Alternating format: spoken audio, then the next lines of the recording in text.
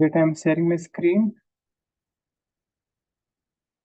Today's topic is competing with your own self.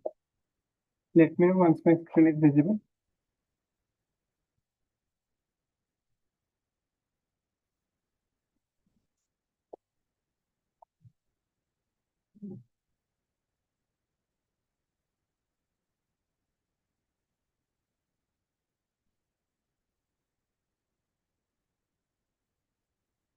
My screen is visible, Milind? Yes, yeah. Okay.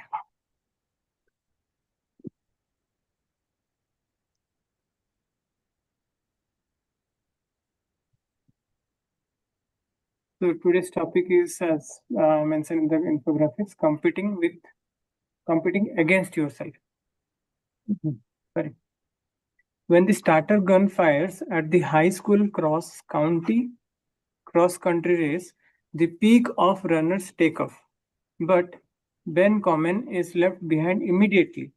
Ben has cerebral palsy, a condition that affects his balance and causes his muscles to tighten and his feet to drag. He is the slowest runner on the team. As he runs alone, he slips in the mud, falls down, bleeds, and forces himself back up over and over again. While everyone else finishes the race in 25 minutes, it takes Ben over 45 minutes. But something incredibly happens. When the other runners finish, they do not go to the locker room. They run back out onto the course to run alongside Ben. If he falls, they help him up. When Ben crosses the finish line, he has 100 people running behind him. Why does this happen? Because Olympic athletes do not help each other, they are competitors. But Ben is not competing against anyone else, he is only trying to beat his own time. Wow. When you compete against everyone else, no one wants to help you. But when you compete against yourself, everyone wants to help you. Amazing lesson. The case studies which are given in this book are really amazing. Yeah. Really, I feel that the leadership lessons, which the leadership insights with the kind of case studies that this book has given, is phenomenal. And maybe this is one of the rarest book that I have read to find this kind of case studies. Absolutely, yeah.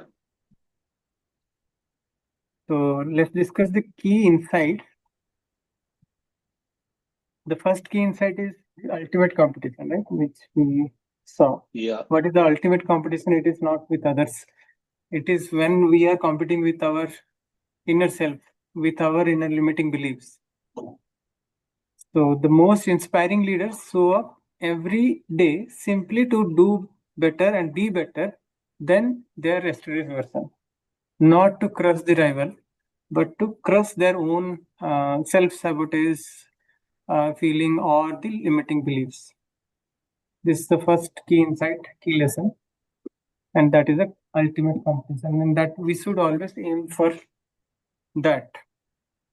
Then the second one is inviting support. When your goal is personal growth and advancing a higher cause, others naturally want to stand shoulder to shoulder with you. So this is the seamless way.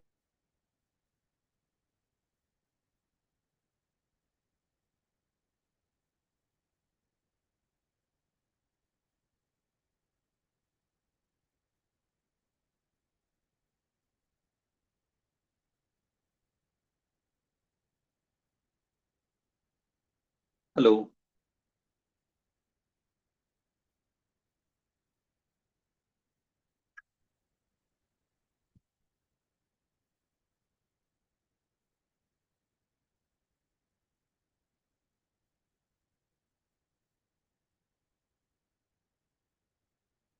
Hello.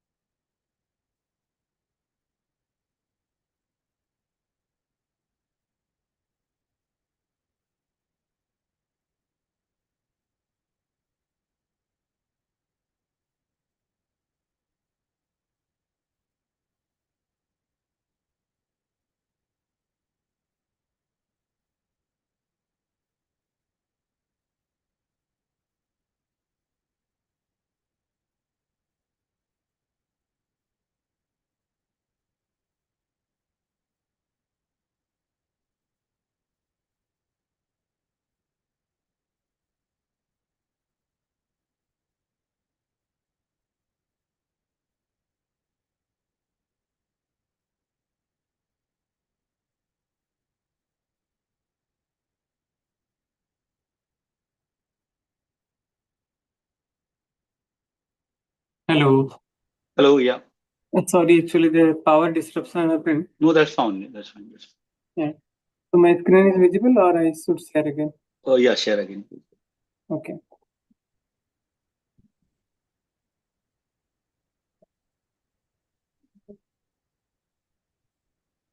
Let me see if recording is still on.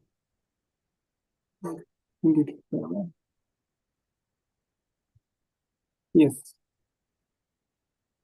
So we have covered the first insight. We understood that the ultimate competition is competing against our own self, or the lower version, or the limiting beliefs that we have. With that, actually, we need to compete, but not with the rivalry, not to create any rivalry, basically. And the second insight is how one can invite support. That is the second insight that we are getting from this case study. When our goal is personal growth and advancing a higher cause, others naturally want to stand shoulder to shoulder with us. But if our goal is to uh, run faster than the other and to win is not our primary reason, but to defeat the other person is the primary goal, then definitely the other person will also feel that vibration and they will definitely not support in the same similar manner. Then the third insight from today's case study is the trap of rivalry. Constantly comparing our features, qualities, or success to someone else creates isolation. It pushes away the very people who could help us to succeed. So we should not compare.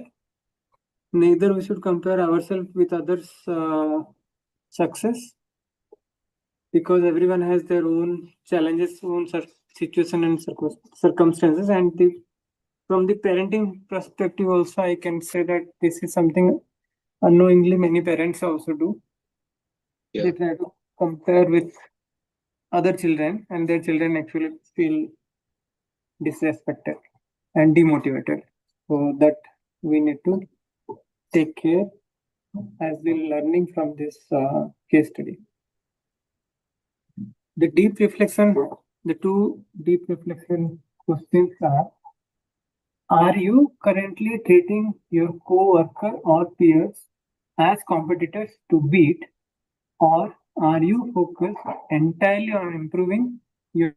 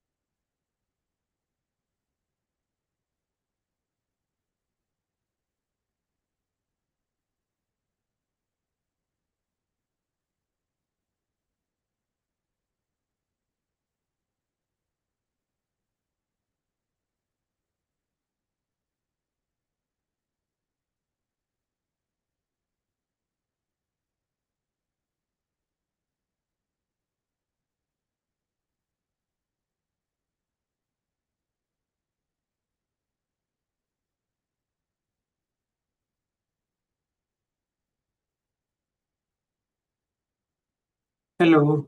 Hello. Yeah. Sorry, actually, there is some repair work going on in the generator itself. So Ah, backup itself is gone into toss. from India.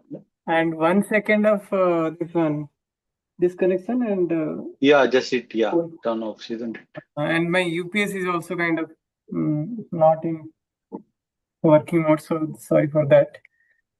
Hopefully now it will work fine. If again it fluctuates, then we will Yeah, yeah. continue Let's see. Monday. Yeah, yeah. That's fine. Let's see. Yeah. Yeah, so let me see if YouTube, yeah, the content is being, I need to share again.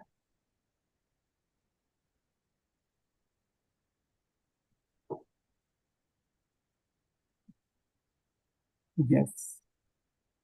So the two reflective questions that we are just discussing, right? So the first reflective question for today is to ask ourselves, are you currently treating your coworker or peers as competitors to beat, or are you focused entirely on improving your own personal best? Where is our focus that we need to figure it out? And few people might think that okay, wherever is my focus, the other person might not know. But the truth is, spirituality and the quantum physics says that whatever we think, automatically that reaches to the other person in the form of vibrations. So we need to be very genuine. Genuinely, we need to remain honest and true to our own self. Second reflective question for today is who is someone in your life who who is running their own race despite the odds? How does watching them make you feel? So who is someone in your life who is running their own race despite the odds? How does watching them make you feel? So we need to see the model, the role model who has this tendency, maybe living the role model, or if we have come across some autobiography or biographies of some leaders and we have heard the example of them, then we can feel the difference when we kind of see their struggle to win their own limiting beliefs or weaknesses. So, how does it feel? That we need to actually feel in ourselves so that we can behold that tendency, that kind of what is it? That kind of characteristics we need to behold easily. Today, from today's action step, that is, this is the last action step that for today. That is, catch yourself the next time you compare your progress to someone else. And what we need to do in that case, we need to shift our focus instantly by asking, how can I do this one task slightly better than I did it last week or last day? So whenever there is a competition kind of mindset will come, then we will shift our focus to our own self and ask the question that how I can do better than my previous version, than my previous day's attempt. So this completes today's session. Any insight from Because you you? quick, yeah, I have a quick question on the vibrations you just talk about. Yes, Joe Dispenza speak about attention, and now this is a statement we everyone knows that where attention goes, energy flows. I completely agree with Yes, that. My question yes, is around vibrations. Yes, he also defines the various frequencies of the vibration, like gratitude, love. Those are high vibrations, or the anger, frustration. These are the vibration. Now, on daily basis, can you give me any example of live, like how to tap this one? It is just a feeling that we need to check our feelings throughout the day, or any other external sign of that? Because I'm just giving you different perspective because, for example, again, engineering background, vibrations is again like radio frequency. Radio capture that frequency, television capture that frequency. So yes, there are vibration outside which are invisible, and radio detects that and transmits the signal, yeah, radio signal. So I immediately believes it because I know the technology, how it works, and how radio works, all those. But when it comes to this domain, where we say gratitude has a frequency, gratitude has a vibration, how you can trace that in our daily example? Radio is engineering one. So is there any tangible example in our uh, daily life where I can see, okay, now I'm on good vibration or I'm maintaining my high vibration?